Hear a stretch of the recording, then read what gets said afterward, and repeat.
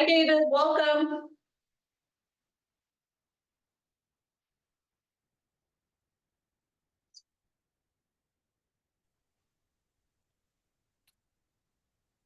Hello, can you hear me? Hear ya. Awesome. Awesome. Well, we're going to get going in a couple seconds. Is Mac joining as well? I believe so. Okay. But it's okay. He was just gonna say hi, and tune in and kind of hear what I'm saying. He's a new staff person with us who's leading our arts program. So he hasn't seen me give any presentations like this, so we thought it would be a good way for him to join. Cool.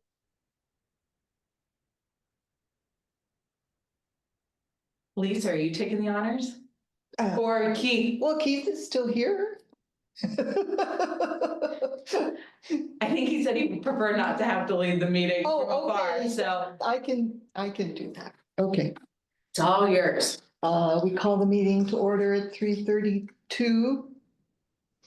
And let's see, call to order. Yep. Roll call. Nolan. Here. Amanda. Here. I don't call her. No, yeah, I'm Lisa sorry. is here. And Keith is here by I'm here. Zoom. Yeah. Maddie's excused and Lee will be late.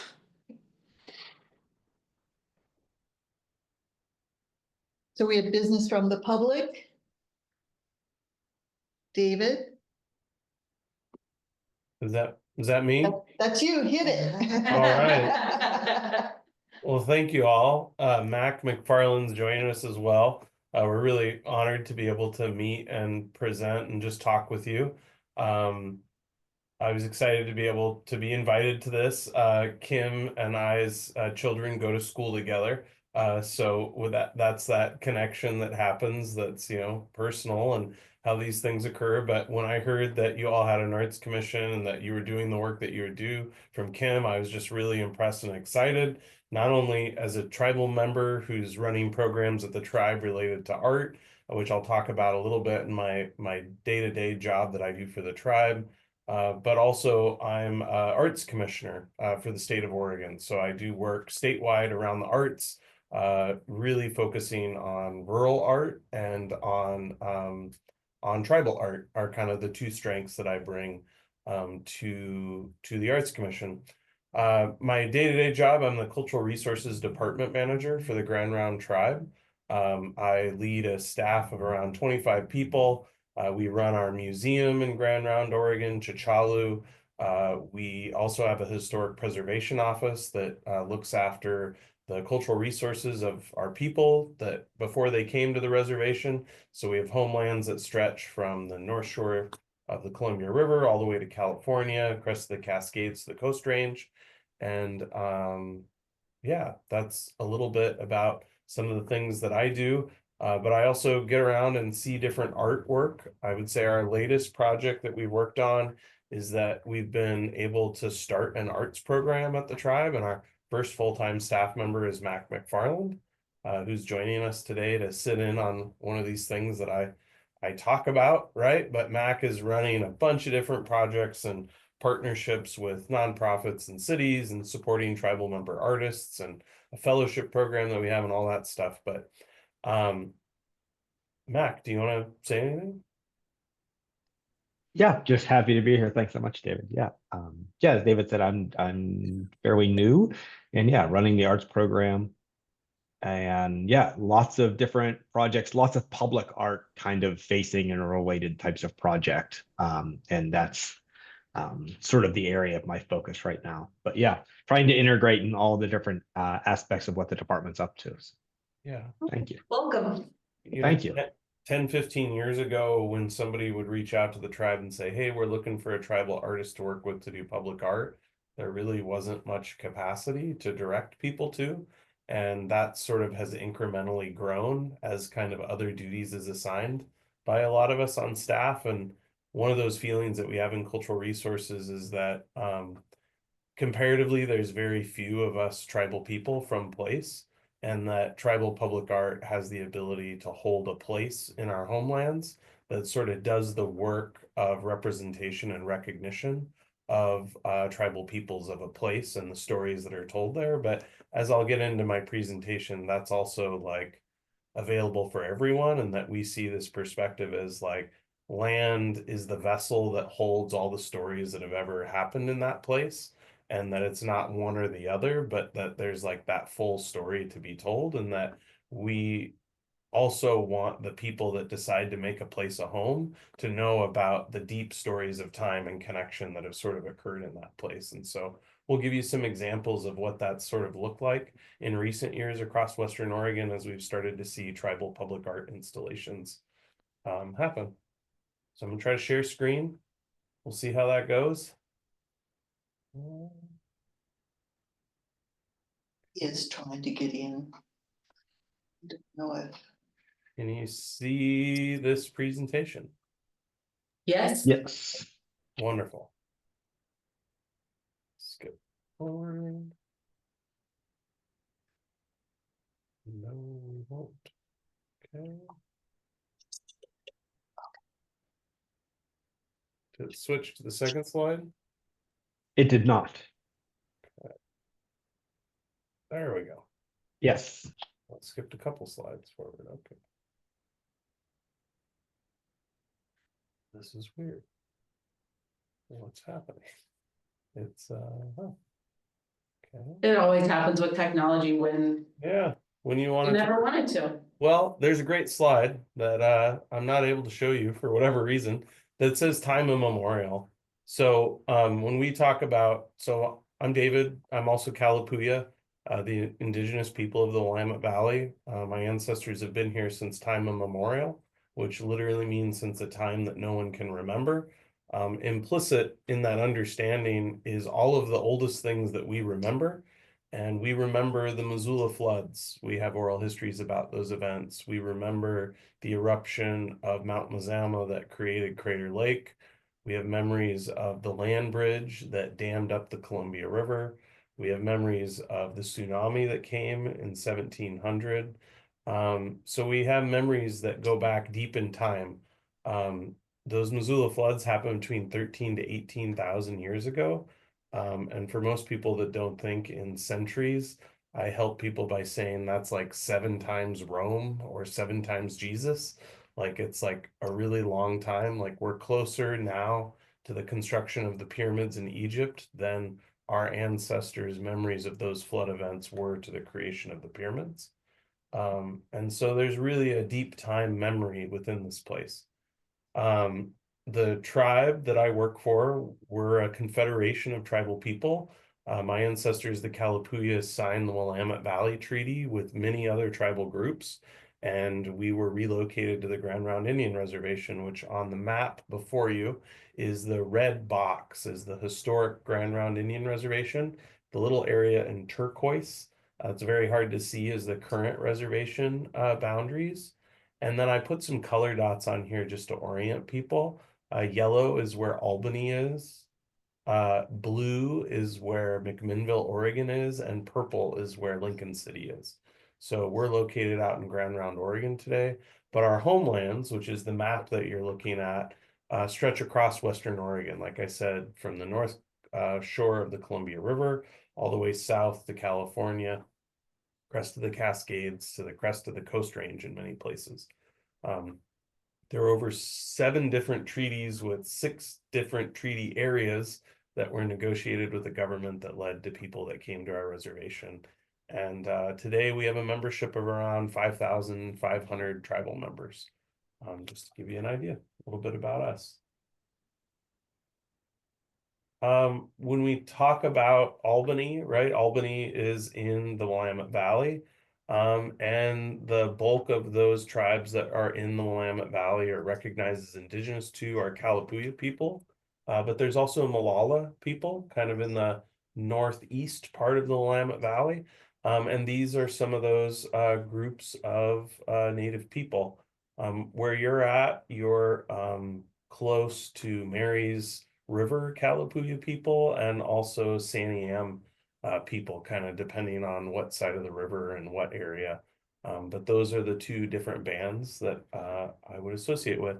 This is a drawing of a Kalapuya man that was done in the 1830s with an etching plate that was produced in the 1840s by a member of the U.S. exploring expedition. I think a part of what is really special to share with an art committee, and that we have this really powerful inspiration and opportunity for, is that there is a regional art form to Western Oregon, Northwest Oregon, that today artists are calling Columbia River art. And it's, based upon primarily Chinookan cultural, linguistic peoples and the archaeology that relates to them, but also their trade networks. And it's an art form that we see represented throughout the material culture from archaeology sites and basketry patterns and others, all the way into the Willamette Valley. More emphasized in the northern part of the Willamette Valley, but we also have seen that as far south as Eugene. And a lot of the work that's been happening in public art is inspired by tribal artisans that are working within this medium. There's a lot to overcome. The American public, if they think of Indian art, they think of blankets, they think of totem poles, and they might think of Southwest art. And none of those things are the indigenous art forms of this place. Totem poles are really an art form that you find halfway up Vancouver Island and into Southeast Alaska. Blankets and other activities, like, they relate a lot more to the Southwest. And so we're faced with, needing to also do education, from arts committees to selection panels to other. In the early phase, many of our artists were first submitting for things, and people were saying, this looks like Mayan art, or this looks like Easter Island art. And we're like, this is the art form from this place. Like, come on, and we need to help you find appreciation. So we put together this 5-page little style guide, which I took some of these excerpts from, that was done in partnership with Chinook Nation tribal artist named Greg Robinson. But this just gives an idea of some of the form that's associated. The picture in the middle is a carving of a carving pole with faces. The image on the lower right is known as a Wasco cup, which is a sheep horn bowl that's carved with faces and different pattern designs. And then on the left is sort of a breakdown of some of these elements that you often find in the representation of human figures within the Columbia River art. So the rayed headdress, eyebrows, nose, ridge, zigzag patterns, simple mouth, slash marks, hollow eyes, collarbone, V-shaped torso, X-ray ribs, joint pad. And there's a whole write-up about this in the book Chinookan Peoples of the Columbia River. That's a whole, like, word for word kind of style guide. But it's this art form that's out there. And then I just wanted to show some examples of how we're seeing it get translated into modern public art. On the left is a steel and wood piece. The wood carving is mounted to the face and has the ability to be replaced over time. This is in the middle of a roundabout in McMinnville, Oregon, and the sculpture is called Coyote. On the right is another steel sculpture that's been patinaed and has a wood carving, and it has imagery within the steel of wapato, which is a traditional food, sometimes also called Indian potato, that grows in a lot of wetlands and is a favorite of ducks.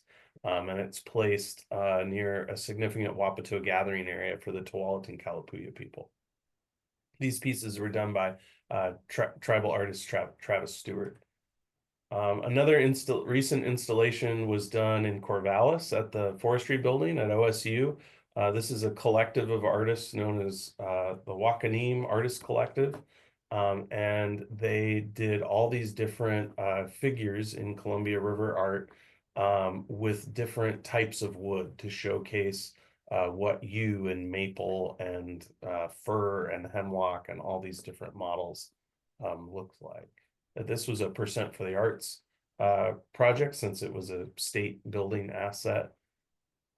This is another really cool piece. It's a mural that was done by Sherrod Yonker in Toma Villa. Sherrod's a Coquille tribal member and Toma is a Yakima tribal member, but they both lived in and spent a lot of time in Portland, Oregon. And they did this mural that has dowels that actually create the relief work that pops kind of off of the mural itself. It's just a really cool indoor mural. Sort of subject matter seems very Northwest. It's the salmon, but then underlying that, you see all these different basketry patterns of Indigenous people of Western Oregon. This is an older piece, one of the first pieces of public art, tribal public art that went up in Western Oregon. It's called We Are Still Here. It was by Greg Robinson, and it was installed at Tillicum Crossing, the pedestrian bridge in Portland, Oregon. You have a large carved basalt plinth and a big bronze disc that tells the story of Morning Star and her 5 children. On the outside of that ring, you'll see different figures, and those are coyote figures, the creator figure within some of the Chinook mythology and lore. Another exciting project that's actually pretty close to your all's neck of the woods that I wanted to tell you about. This is kind of an advance notice, but they're replacing the Oregon 34 bridge, as many of you know, in Corvallis, which is a historic bridge. And one of my many other hats, I'm a historic preservationist and do work there. But they needed to provide mitigation about the impacts with the replacement. And they used those mitigation dollars and feedback from the community that wanted to celebrate place and what place meant. And I think they imagined something kind of even better than what they had. And what they did is they committed and commissioned 19 different associatives between the natural world and indigenous practices or uses.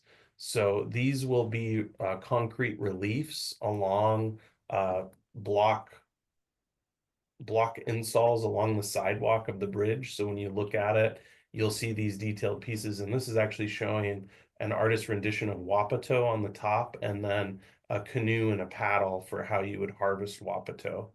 And there's also going to be some interpretation. A really important plant of the Willamette Valley to our ancestors, and even today, is a plant called tarweed, which has an edible seed. And below are these devices that you would hit the plants to knock the seeds off. We call them seed beaters. And these are, the concept image, the, pretty postcard version, and then what the actual concrete relief will look like when it's done.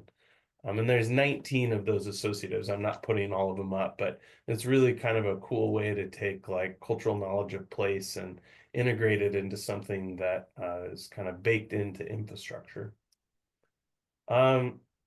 If I was in your situation, it's always nice to have ideas, but isn't it better to find ways to fund them? And those are always the questions that I'm asking people, like, how did you pay for that? How did you get that done?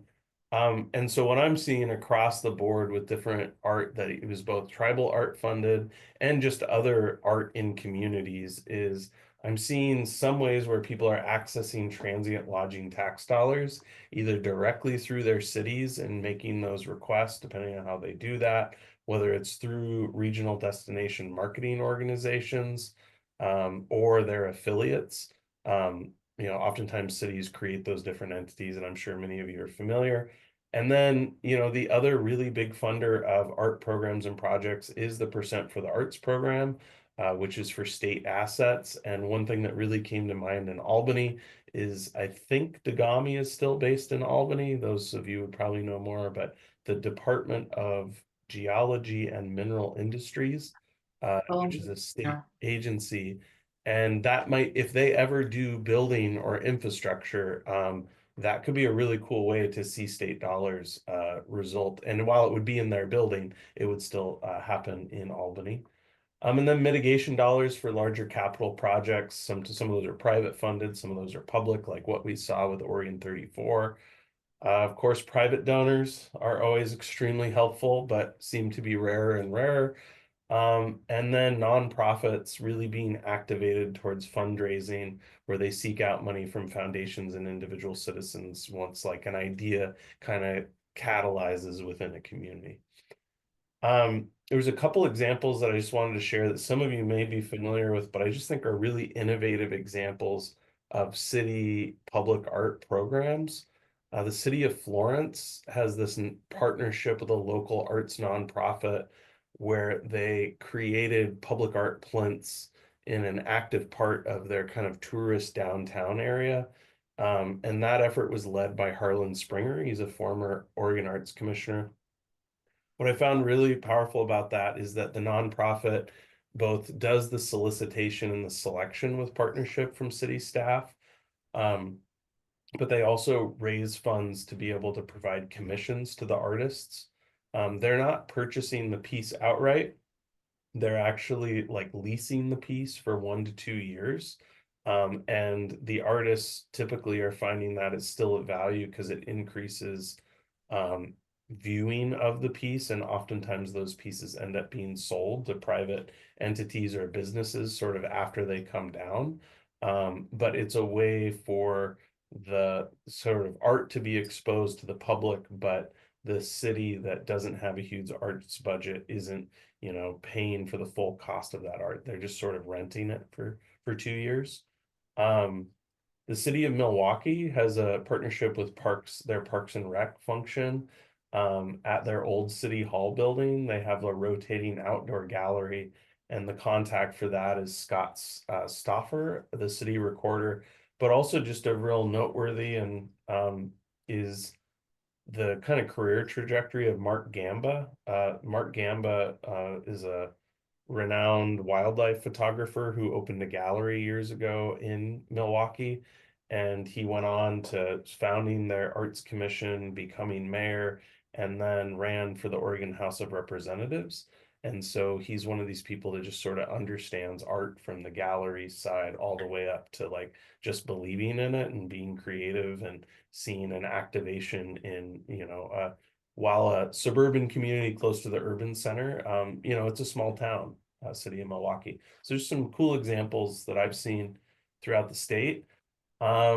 My last slide before we go to questions is just to resource you all. These are books that I would highly recommend about Western Oregon, about tribal people, everything from treaty making history to traditional foods and plants, to a memoir of life lived on the Grand Round Indian Reservation in the late 1800s.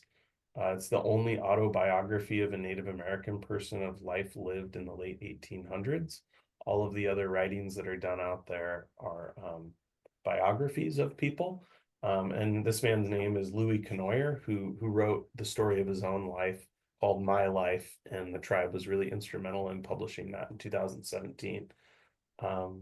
And then I have our contact information. I can provide this whole slide deck also to Kim, so don't feel like you need to write everything down, but that's what I had today, and I'm available for questions or to be a resource. And thanks, David. And he's already provided the slide deck, so it'll be included in the minutes, so we can send it out to you guys afterwards. So selfishly, from the city admin side, funding is something that is difficult. So I really appreciated you putting that slide in there. This group has gone out and written some grants and has sold stuff at antique fairs, at flea markets, collected donations for birthday parties. So out of all of our commissions, they're scrappy, and I really appreciate that. And there's potentially some opportunities for applying for transient law collaborative tourism grants that I'll share a little bit later on. But there's been conversations in the past with some other groups. If you've been down to Albany, we have Monteith River Park, which is beautiful, and it's been redone. And at some point prior to my existence here and any of us in this group, there was some talk about potentially doing a monument to, you know, just honor and acknowledge the fact that we are on Native people's land. If this group was interested in potentially trying to do something like that, would you be the main contact to reach out to talk about creating what that relationship would look like and make sure that it wouldn't just be a checkbox marked as to like, yes, let's provide recognition, and instead have it be like a way to integrate with the community. So that'd be my first question. And then 2, do you guys ever do grants? Distribute money, like we grant money out. Yeah. Yeah, we do have a a community fund through the tribe. The community fund takes small applications, I think like monthly throughout the year, which is, I think last was like 15 to 20, and then large like 2 times a year for $100,000. What I've found, most to my chagrin as an advocate for art and for historic preservation, is that those don't seem to be things that get funded the same as healthcare and social being and those aspects. So it's not, they are funding areas that are allowed. I just sort of like temper the idea of that as a source. As a contact, yes, both Mac and I have actually been really actively involved in the subject of monuments and memorials, and have done different contributions to white papers about the topic, and like can provide some of those as resources for just like thinking. We're also actively involved in kind of the standing up of some monument-like ideas, which I didn't share about here, but there are some podcasts and other things talking about a project that we have with City of Milwaukee called the First Fish Herons, where we're actually setting up to seasonally install 3 herons, 3 newly designed herons each year onto plinths during the spring fish run, because there's a Clackamas cultural tradition of setting out carved herons by the river to essentially watch for the first fish and engage in like community celebration. So we had a lot of community visioning about how we could do that in a way that had fluency for place. We're also working on a temporary installation of a project called Traveling with Our Ancestors that will mount steel cutouts of canoes with people in them along the city of Portland waterfront during some of the canoe races. That not canoe races. What am I Got it? saying that right? The dragon boat races. Thank you. Yeah. Sorry, I'm like conflating tribal things with, so there's dragon boat races that occur, and we were like, oh, there's this festival that's already happening, like how can we partnership into that? And so those are examples where we've sort of identified something that's important to the tribe that works, because we also have partners and there's a subject matter that relates, and then the tribe has been pursuing grant funding and other actions that would support the activation of those. So that could be, that the challenge before us would be to like think about indigenous history of that place and like how to meaningfully like connect that. Another example is in the city of Corvallis. There's an area called Shalawa Point, which is actually named after a man named Shalawa. William Hartless was his tax name. And there's been different efforts there. And so a part of it for me would just be starting to uncover some of those aspects. In the city of Albany, if any of you probably heard of like the most famous Indian from Albany, Brownsville area is Indian Liza, who is a woman that lived off reservation and lived on, kind of on a pioneer's property. And she was a blind woman who wove baskets and sold them to basically make a living. We've also, I know my historic preservation team has let me know that I think there was a large housing development that actually came across some excavations of through building their housing development, they came across old house structures, like actual plank houses, either on the outskirts or within the urban growth boundary of Albany in the last few years. So there's some archaeology and other things that like could help inform. But yeah, we would kind of start that project. And for us, something that makes it really attractive is something that can authentically center tribal interests and values and story. And it would probably be Mac and I that would at least start that as a point of contact. Thank you. Yeah. I will say one thing that was, I wasn't necessarily going to mention this, but I will say kind of one of the footnotes for me, my alma mater, I went to Lewis and Clark College, and it was a pretty difficult thing for me to learn, which, and many of you maybe know, but maybe you don't know, that before Lewis and Clark College was in Portland, it was in Albany, and it was called Albany College, and they closed down in the 1940s. And they moved to Portland, and they moved onto the campus that they're at, and they renamed themselves Lewis and Clark College. The thing that was tough for me to learn well after the fact of graduating from Lewis and Clark is that when they were in Albany, their mascot was the skull and crossbones. And throughout the entire campus, they had gone and raided the burial mounds around Albany, and they had basically put up the bones of our ancestors all over campus as their mascots. And how I learned about this was that when they closed down the school, they didn't, they didn't divest of their property. And so the maintenance workers and others just took these things home. And so I've had a number of instances now where I've actually been involved in repatriating ancestors that have the signatures of the last class of Albany College on them with their names and their graduation dates. And that's like a particularly challenging thing, but it also speaks, like, I don't say that in a way to shame or to create these challenges, but it's just the reality of like,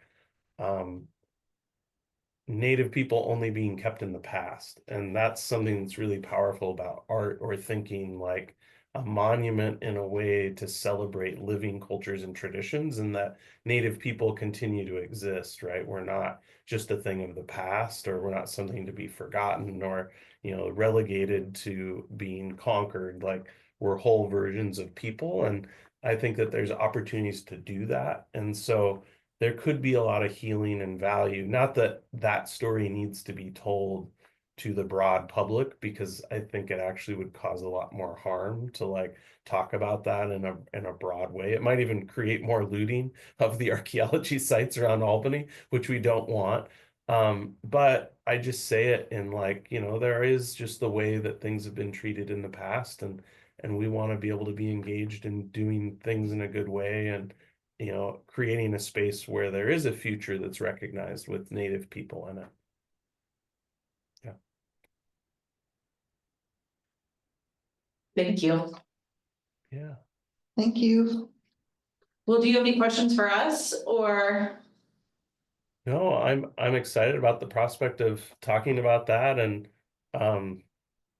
yeah, I think that would the follow-up just be a small group conversation, Kim, you think, or I think it's in a current, like, a sesame seed stage right now. But it has been talked about by previous councils. And it could be something that this group would potentially consider. We just necessarily haven't had the resources or the contacts, so I'll keep you posted. I'll be able to reach out if there's any further next steps, but I just really appreciate the half an hour of, the context, the additional information, and yeah, just being available. Yeah, it would just be fun to even, we have work and other things, if we're going to be passing through Albany, or maybe we can even set up an appointment. We'd love to just come visit and look at places and think about it, right? Like, now that you mentioned that park, like, I can think about the mouth of Calapooya Creek, and I'm sure that different ideas will generate, and like, it's an interesting practice. Like, if I do case study of how good things have happened, like, it sort of organically grows where the seed gets planted and then a little bit of water. So it's great to know that you're all interested in that, and we'll see what can happen. Yeah. Well, thank you. Yeah. And there's somebody in your group that I met before, right?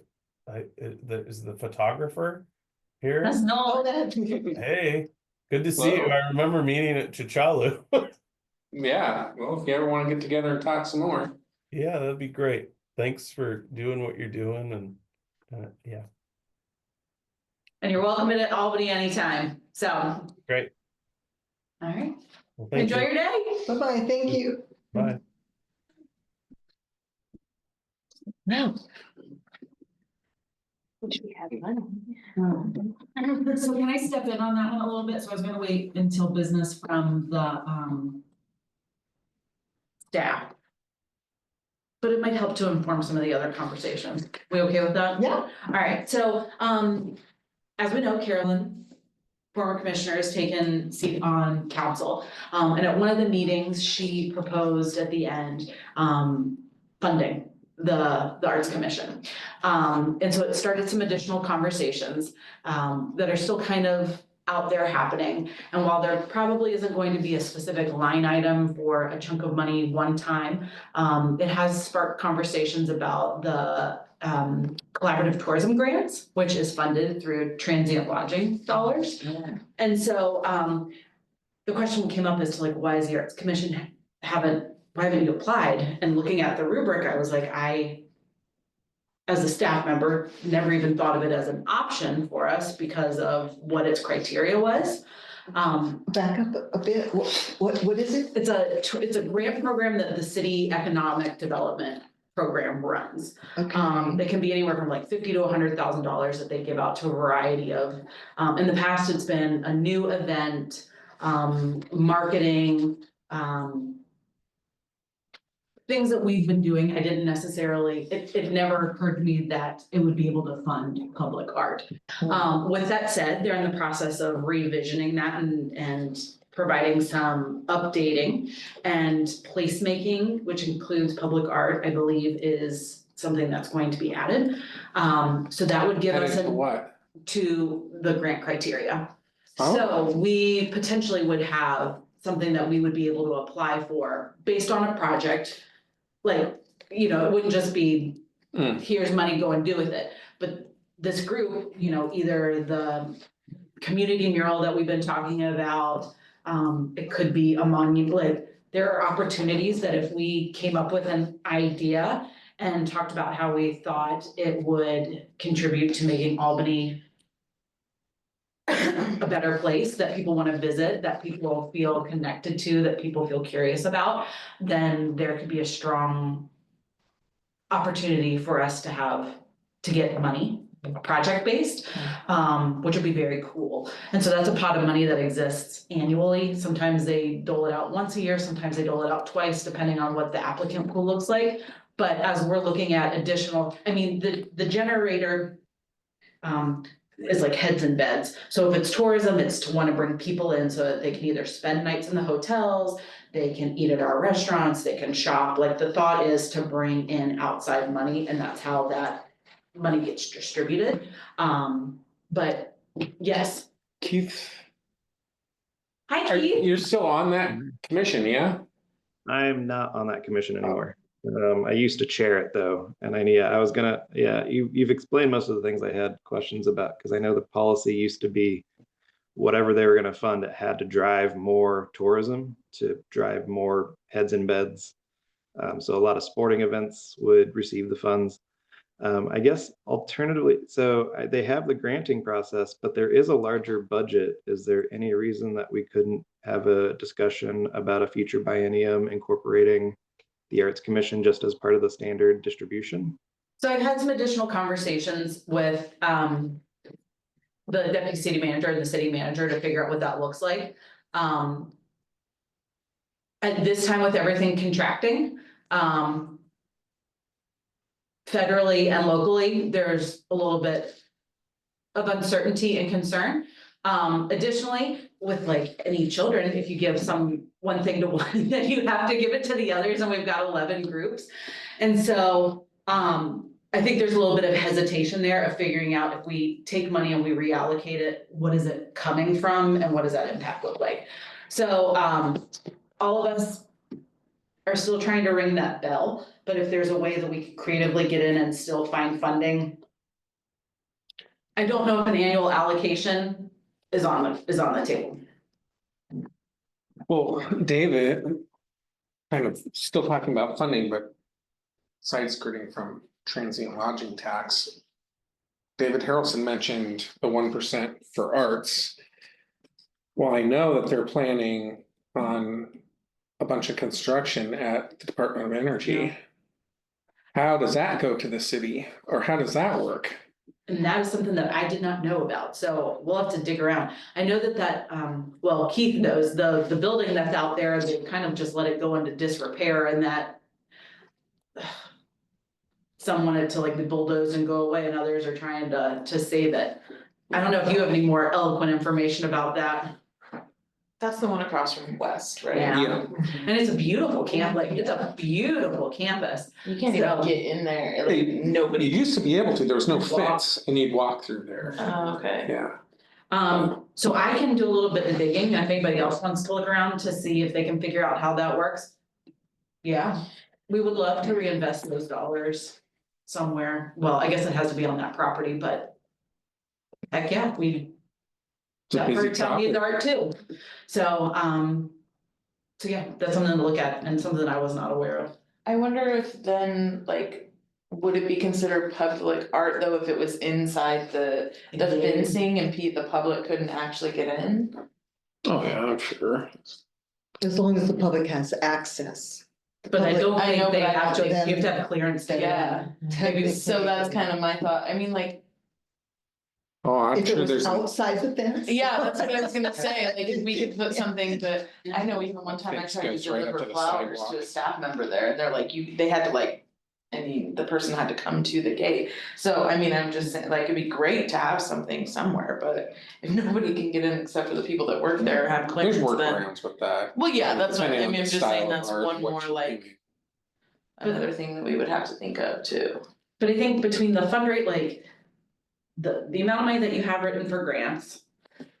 Thank you, Keith, and Lisa, and well, you did a lot of prep work in Trying. trying to, between that, between potentially. Being able to submit for a grant here through the city for a project, I think and I'll look into that, I think we potentially could have. Greater chance of having access to money to be able to do like a piece, as opposed to just like using the funds that we have right now to help. Refurbish the gallery or buy snacks or, Mhm. set up money for security, but I think there could. Maybe I'm optimistic, I think there could be an opportunity for us to like work on a piece, either a mural, a sculpture, whatever that looks like, not here in City Hall, like. Any of the information that's being talked about with this internal collection or the dais, like that's. I don't think that's not bringing heads and beds, so this would be something that would be outside these walls to add to the permanent collection. Would we then do some type of like community outreach to see what people were wanting or? Oh, Well, it'd be a we did do disaster. we did do a questionnaire survey, I Right. guess, when we were kind of working on the Right. mural thing, so. I don't just wanna throw out more flowers and everyone. figure it out. Oh, I can give you the comment that's gonna be multiplied by Yeah, 1,000. Right, yeah, How would you fix the roads before you put it in Right, the art? right, yeah. That's what everybody would say.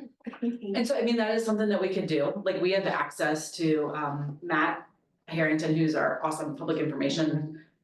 Community engagement, he's a man of many hats, like, we have access to Polko, so if we needed to send out a Okay. community, we could be like, what part of town would you like to see? Non-general fund dollars, go, we'd have to figure out how to do that. If we want to, but I. There are tools available to us, it would Okay, just be a cool. matter of messaging it.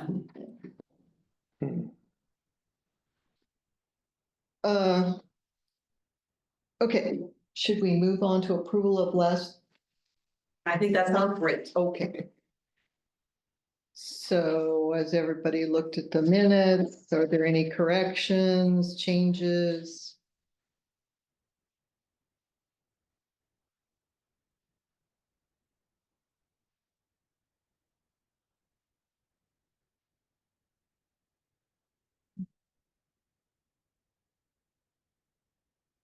Busy meeting. We talked a lot.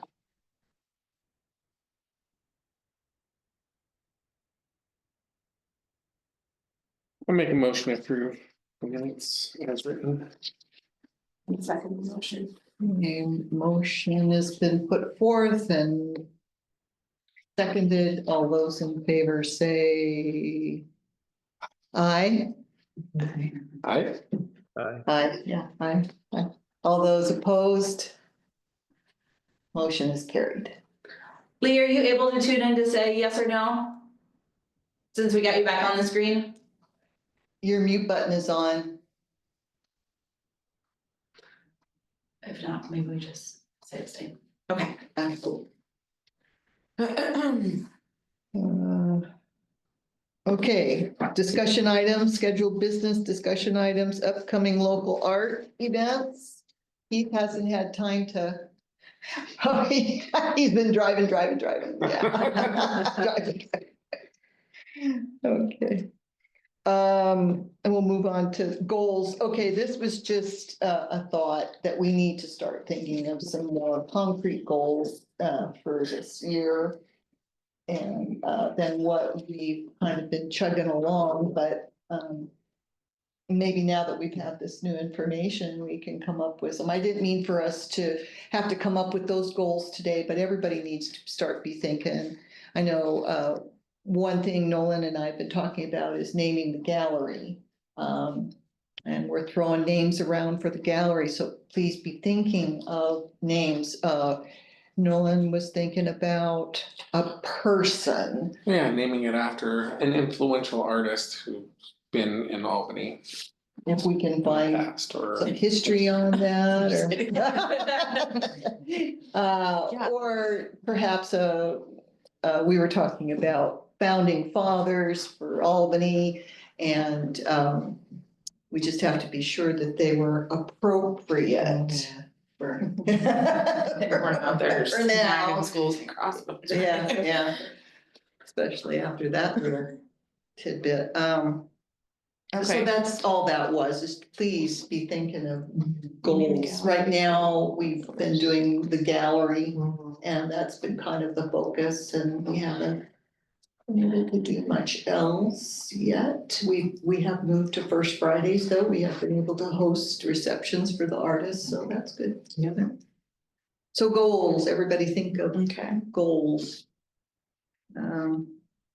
Oh, and the theft issue thing. Oh, God, sorry to bring it up again, but it came up again. we never did, okay. Okay, so Nolan found this article online, just so we update everybody. That back in 21 years ago, there was a theft. And 21 years ago. Okay. Here? Here at the gallery. Okay. And then everything was great until 7 years ago. We had another instance of thefts from the gallery, that things were just taken right off of the pegboard. We do have the names of the people, the artists that pieces were stolen from. So I would like to find out if indeed they were made whole or not. I think that's important, and I'll give you the name here. And so one of the artists had told me she'd heard this rumor. She's very concerned that it was displaying. And I said, okay, well, here's the story. And I assured her that things were fine, and we have a security guard, but and I asked her where she heard this from, and she said it was at a meeting of one of the guilds in Corvallis. Oh. And then I asked her who it was, and she gave me a first name, and I think I've narrowed down the person. I don't know that that's super important, but one of the things I was thinking would be good to do is maybe Kim and I go and talk to the Corvallis Art Guild. They're the big one, and then I think these other ones kind of filter down from there, but and not to go and defend ourselves or anything, but just to, say hi, this is who we are, this is what we're doing. And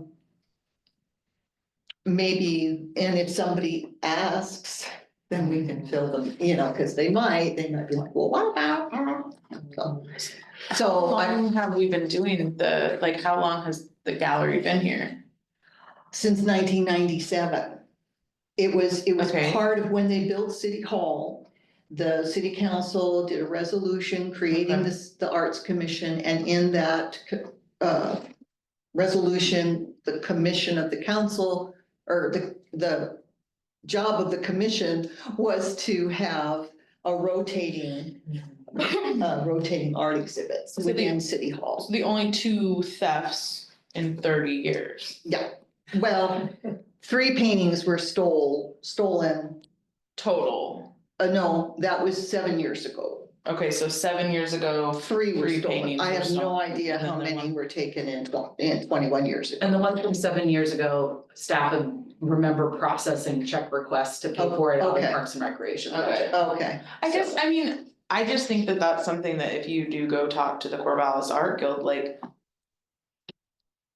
It's sad that things get stolen, but I mean, in almost 30 years, like, that's a pretty good, that's an A. You know, like for safety, we got an A, like, and I get where like people would be worried as an artist, but I feel like saying like, I mean, theft happens anywhere. I mean. Well, I'm sure that other galleries have experienced theft Yeah. over the years if they're around long enough. Right, And I think too that we do say in our paperwork that artists are required to carry their own insurance, and that's why it comes up. Because okay, they read that and then they hear, something, and then they freak.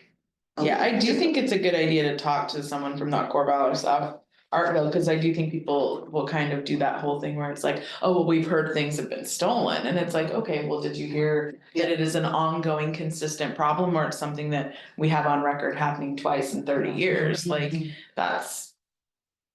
Important distinction. Yeah, I think that, but I do think that some people have like these long dramatic memories of things, and once they hear, it's become, they're gonna tell everybody how unsafe it is, and it's like. So I mean. And yeah, And we can talk about, prior to COVID, we really didn't have a security guard, I think, on a consistent basis, so. Vern and Ray are here all the time. right. We've got cameras up in some additional areas now, especially if the gallery is not going to continue to come down this area. It's all in very open, very like. More eyes or, perceived, more open public spaces Yeah. than that back vestibule. Right. So, Yeah. so I think, we can highlight some of those things too. Yeah. Yeah, okay, so we'll Get figure a that date out. on the calendar, I we'll will, go. okay. I would love to. Okay, we're moving on to the most funnest part. All right, guys. All right. So as a refresher, we are going through and we are updating, well, we're creating our own version of what public art guidelines are. So this will be our 3rd time looking at it. So the first time we went through, we did introduction. We did 1 through 3. I'm gonna continue to keep all of it. This is in the back. So I'm gonna continue to keep all of it just so we can have a running memory in case we change anything and then we have to go back and update ahead of time. Yeah. So then last time, we started going through process of accessioning. Accessioning. Accessioning, Mhm. I can do this, artwork. So if you go to what appears at the bottom to say page 6 of 7. Which is funny because then page 8 of 7 shows up, we should have fixed that. So we're gonna start at 3-4 and try to make it through as much as we possibly can. And like the next 15-20 minutes. Yeah. Sound good? Mhm. All right. So section 3-4, if folks want to take a moment to kind of read over, and if you have any questions, comments, suggestions, let her rip.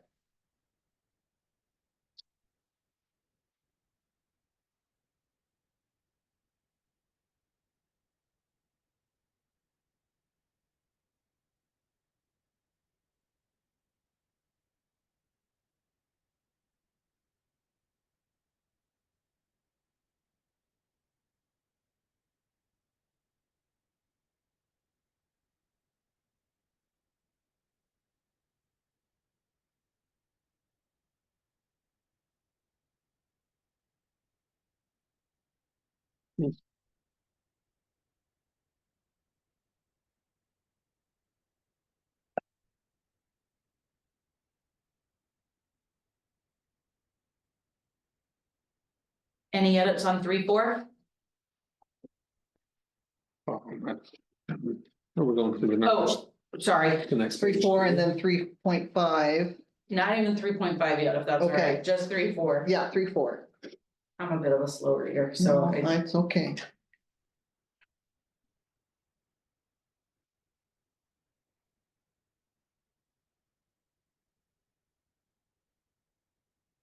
And I realized I have a typo in there. Oh, On bullet point number 5, the second sentence says the committee shall keep in mind, and I realized I should have moved that to commission. at the commission's goals. Yeah. Okay. Okay.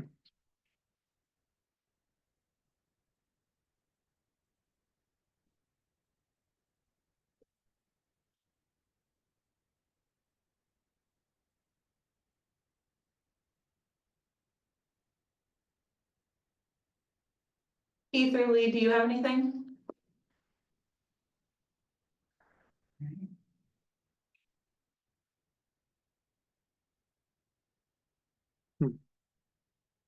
Looks fine to me.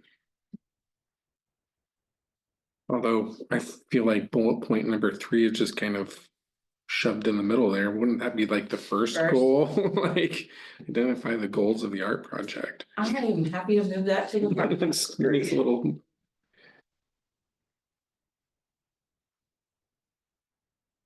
And we already know from experience that the site is, at least it's it would be number 3 at this point, yeah. That's okay. All right, we wanna look at 3.5.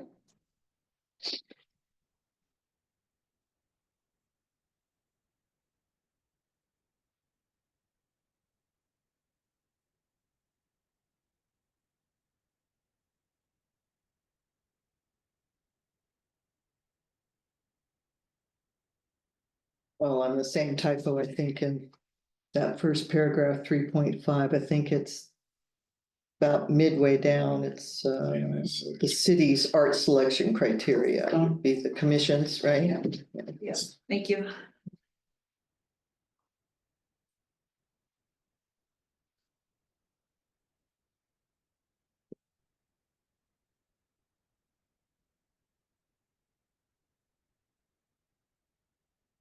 Then the second paragraph of 3.5, so it talks about, we have to include. Let's see.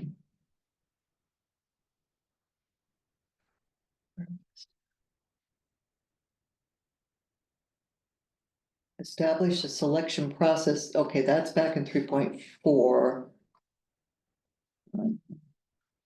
Where I thought it talked about, we have to include the public. And if we just do it by invitation, is that saying that we're not going to be including the publics? So, if we do a call to artists, then the public's able to, anybody who wants to is able to submit. Artist invitation.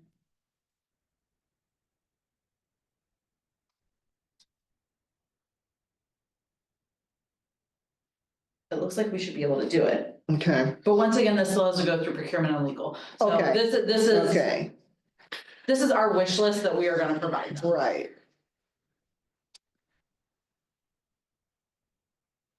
Yeah, here, it's in paragraph 5 of 3.4, where it says, oh, no, it says the commission there again. The committee shall keep in mind okay. Yeah, I need to update that. Okay, all right. Okay, So just to help me process this, so basically, so what it's saying is. If we decide that we're gonna do like an open call, then we have to involve. The public, Mhm. but we can also not do an open call and just extend an invitation to save time. Okay, and open ourselves up to a lot of. But, But yes. okay, bring it okay. on. We're used to it, no. All right, 3.6. And I'm gonna leave this as the city instead of the commission, just because, Well, the city's the one entering. Entering the into it, yeah. contract. Mhm.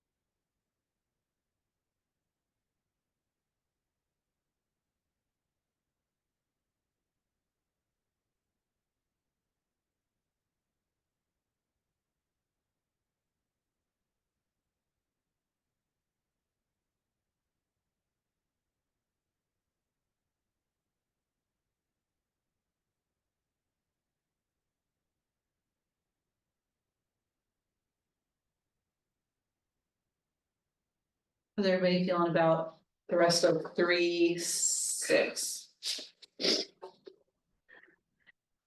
Confirming that I'm getting this right again. So they're saying that the artist has to have public liability, property damage insurance, and workman's comp insurance. And if they don't, they write it into the total proposal so that we would cover it for them. Well, they're still the ones who are responsible for getting it, but if that is part of the fee that they choose to charge us, then Okay. so be it. It's worked But yeah, into that budget. It's worked into that budget, but yeah, it's their requirement to hold it. And depending on if it involves vehicles, sometimes it might even require us having proof of their vehicle Okay. insurance. Okay. The only thing I was wondering was on 3A, it says submit a completed catalog form. Is that something we have, we do, we would create? We would need to create it. Okay, So when they installed those flowers, sorry for bringing up the flowers, Okay. the artist installed them or did the city install them or how'd that all work? So The actual sculpture. the actual sculpture, the artist, it was during COVID, so the artist was supposed to be on site, but it was during travel bans. And or when travel was not encouraged. And so the pieces came across on freight. And then we had a company out here that did the installation. And then we were supposed to have the hope was that the artist was gonna fly out and that there would be an activity, ribbon cutting, all that kind of good stuff. COVID brought all of that. And by the time we got it installed and we got out of, everything that was 2021, 2020, 2021, and part of 2022, the momentum had passed for us to do it, and so we just wrote it off. Wait, wrote what off? The idea of doing a Oh, grand community opening, event okay. and grand opening and all that stuff. So, okay, so basically they hired, or you hired a third party contractor to install it. Who's gonna have their own liability insurance. And an electrician that also had their own liability insurance. Me, okay. On 3C there, the Public Art Conservation and Maintenance Program, I think that's a great idea. I'm not an artist. How common is that, like Nolan and some of the other artists in the room to create one of those? I've never seen it, Okay. but I've never worked with a municipality on a. Well, I guess this would be a. Yeah, I mean, this would be a commission, I guess, right? If we were to commission somebody. So I've never worked with like. Anything on this scale, but I wouldn't. Like, I don't know. we don't have one. No, we don't. So- I mean, at this point, like the paper sculpture that has been vacuumed out and cleaned, That looks so much better. having something written up for that. An archive could be helpful. Yeah, I thought The that was. tapestry, I don't know, it could potentially be helpful to us to figure out how they would recommend or if cleaning is possible. Yeah, I thought that was kind of weird in there, but then when I first read it and probably did exactly what you were thinking, and then I was like, well, if it's just a worksheet where they say, how would you clean this? Maybe that would be, but Yeah. Okay. I don't know. Is that? Yeah. Well, I was just wondering, It's a weird item in there, Rubber but duster. That's what we got. especially from a museum standpoint, like. As far as the word conservation, brings up special things for me. yeah, right, Should it just be maintenance then? yeah, Preservation? Or is that the same as conservation? I would just say maintenance. Conservation and preservation are different. Oh, they Um, are, okay. Yeah, preservation, you're just doing the best you can to extend its life. Conservation is actual like work Keeping it. done to improve it and bring it back to life. Yeah, it could just be maintenance. I was just wondering if, could we we create a form to go with that to be filled out. Mainly since I wasn't confident that a lot of artists would have ever dealt with that. We can work on a draft form and bring to the next one. Okay. For both that and the, like a checkbox of what we would ask for It could be for just, providing your stuff. it could be simple as just a little paragraph form that says, how would you care for this work? Or how shall we care for this I work? think this makes it seem a little more difficult than it has. It has to be, Yeah. Yeah, maybe that, it's complete, okay. Complete X form. And we can provide those as attachments. okay.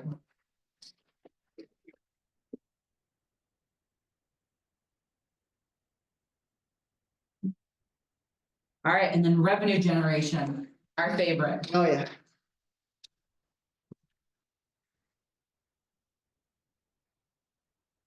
That's it. That's it? Oh, We've been taking it in chunks. no, I mean, Yeah. for revenue general.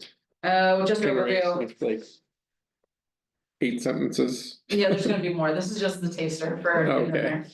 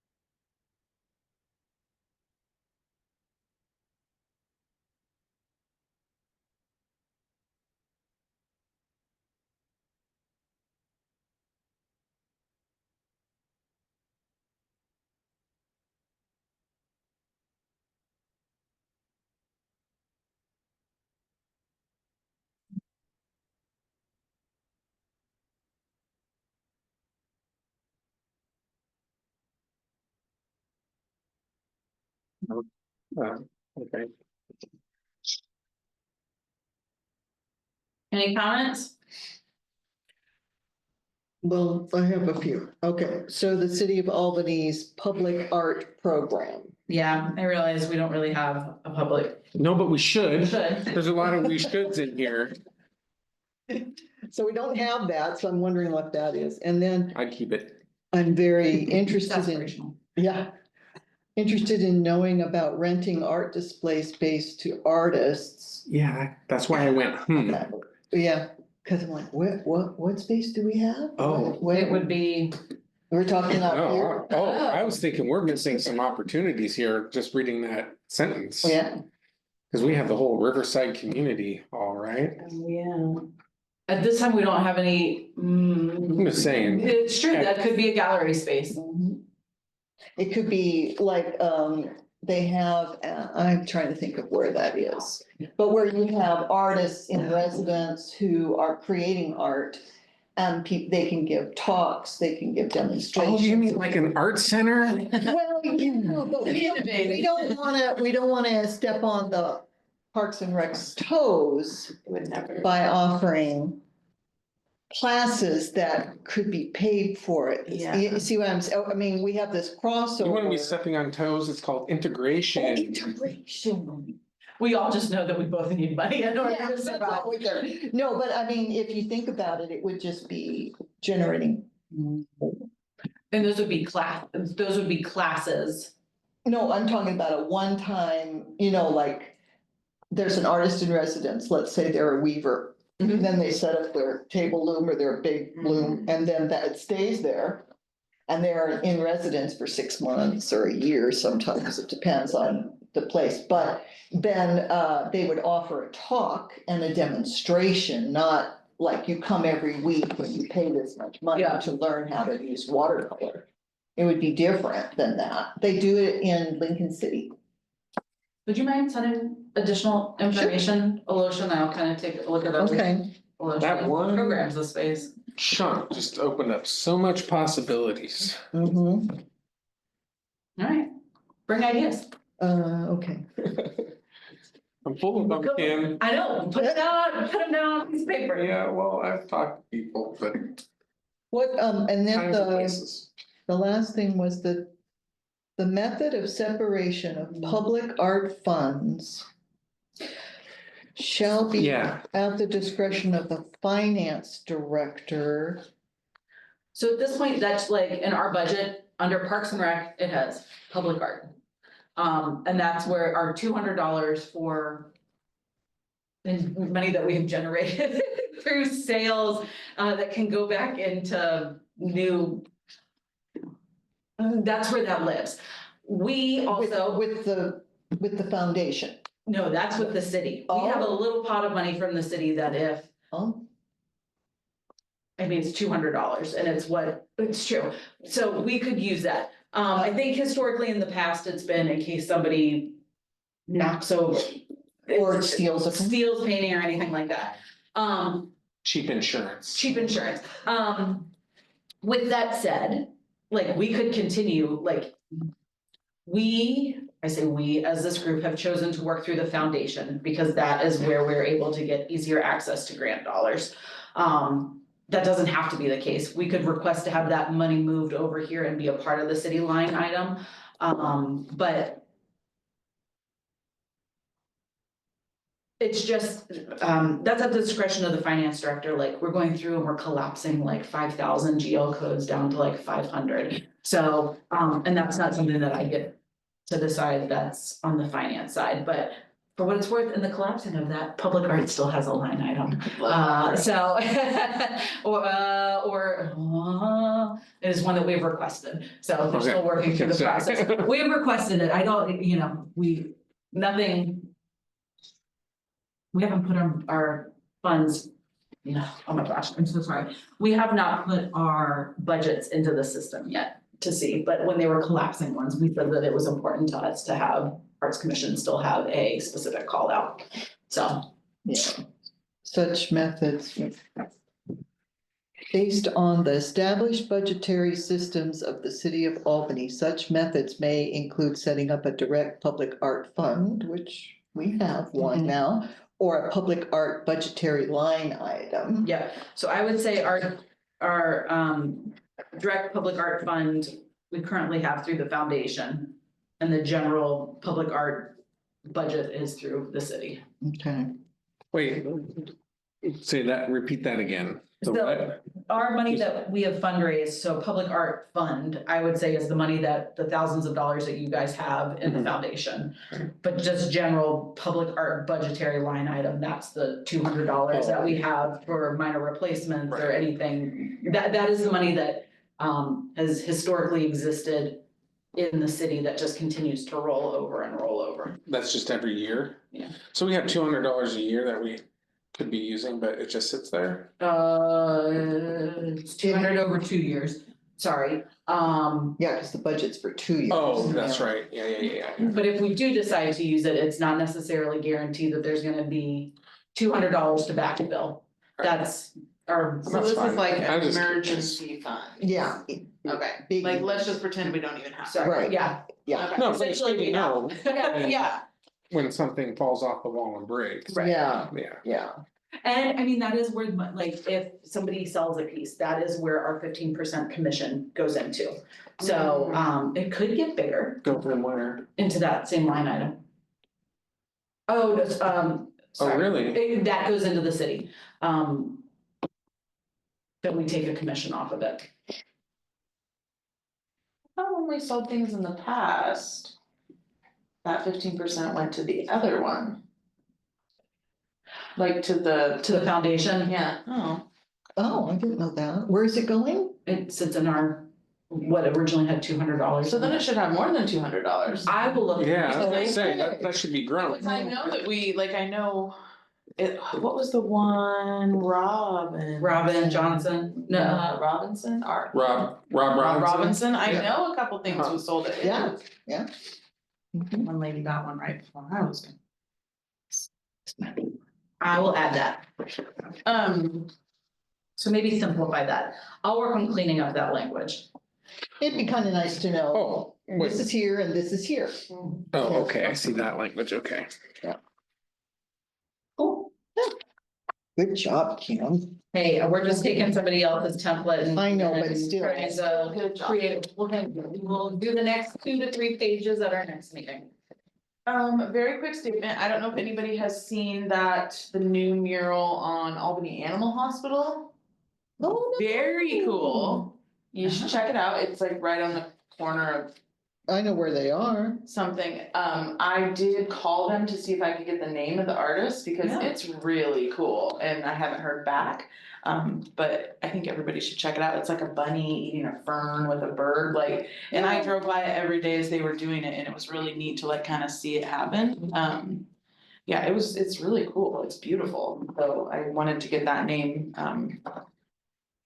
just to have. That'd be great.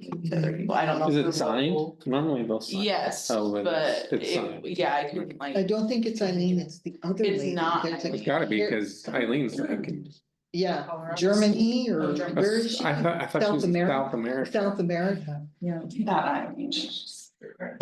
Uh, Yeah, so I thought that was pretty cool.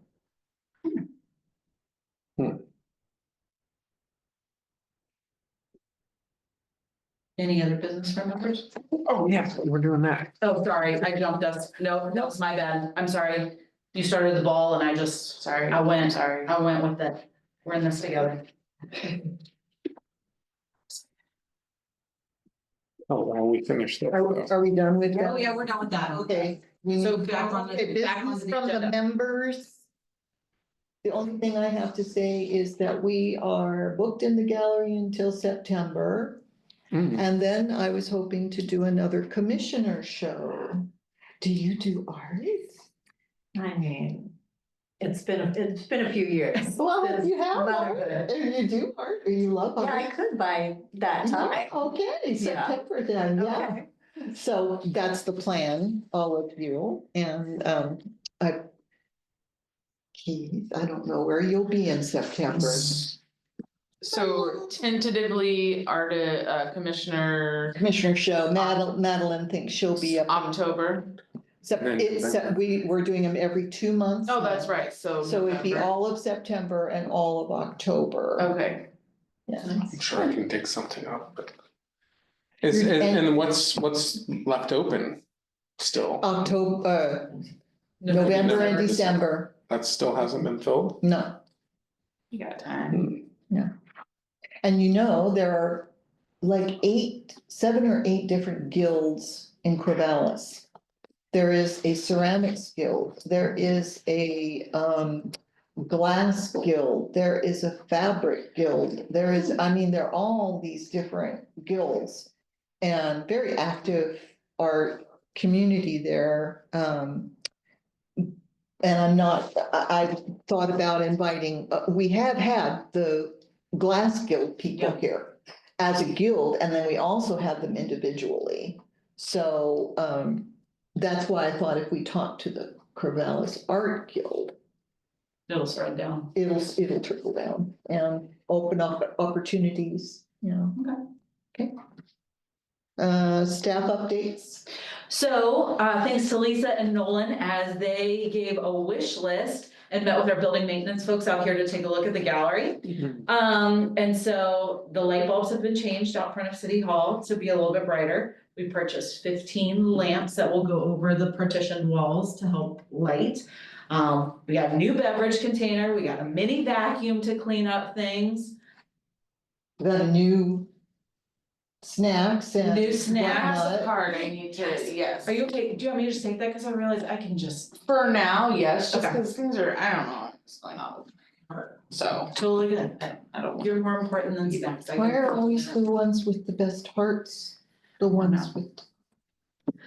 So that's exciting. Brandon, who's with building maintenance, is gonna work on lighting for the in displays. LED lighting to help Mm. just provide some additional illumination.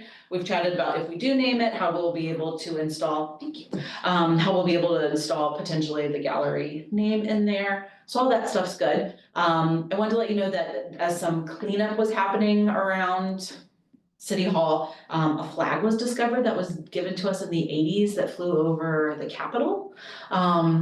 And so, they didn't know where else to give it, and I said, sure, we'll take it, so sorry, guys. As it exists in this building, so if we would like to display it, that's something else that kind of exists with the other pieces that are just generally around.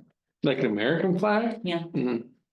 So, I don't know if it's folded, right now it's sitting in our cubicle space in a protected area. So, but yeah, I just am very thankful for you guys and getting, We were, Getting things we were in moving. the dark, unfortunately, so, well, we'll catch up. But also Nolan and I went looking around to find where we could move things, and I have to finalize it with Nolan, and then I'll send it to you. Perfect. Where we were thinking.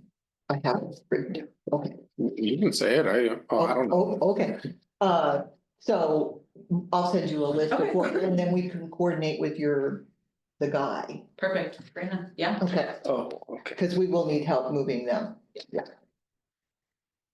Perfect. Okay. And do you want to bring that to do you want to bring that to this group next month? To take a look and talk about it? Probably, because I might need you to ask for something too, Okay. but, I already asked Andrew.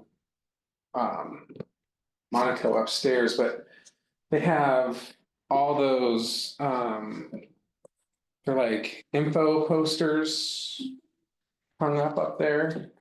And I asked him about them, he's like, I don't know, they've just been up there forever, just kind of filling the wall space, so I don't know if we can take those down and utilize some of that spot. You know, where we were walking around, For moving things, or just it, just housing some of the permanent collection, right? That's kind of what we talked about, but I didn't know.